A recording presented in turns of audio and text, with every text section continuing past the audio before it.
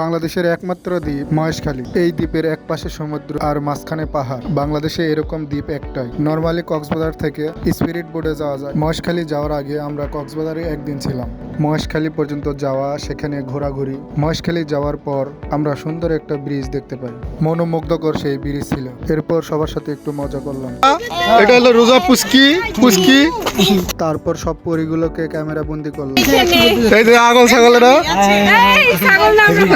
Auto reserve করার জন্য সবাই একটু হাঁটাহাঁটি করে সামনে গেলাম। তার সাথে সুন্দর দৃশ্যগুলো একটু তুলে ধরার চেষ্টা করলাম। অটোতে উঠে মহেশখালীর ঐতিহ্যবাহী জায়গাগুলো ঘুরে দেখলাম। সবকিছুই আমার কাছে অনেক ভালো লেগেছে। তার সাথে আমরা সবাই অনেক মজা করেছি। এরপর আমরা অটোতে উঠে সেই সৌন্দর্যময় ব্রিজটি পাড়ি দিচ্ছি।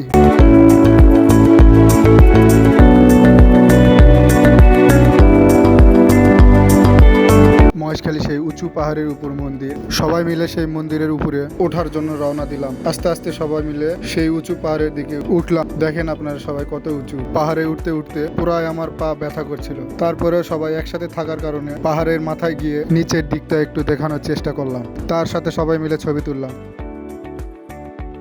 এরপরে চলে গেলাম মহেশখালী চাকমা গ্রামে। সেখানে চাকমাদের অনেক বড় একটা মন্দির রয়েছে। মন্দিরটা সবাই মিলে ঘুরে দেখলাম। প্রথমে ভেবেছিলাম মন্দিরের সব মূর্তিগুলো সোনা দিয়ে তৈরি। পরে ভালো করে খেয়াল করে দেখলাম সেগুলো শুধুমাত্র আর্ট ছিল।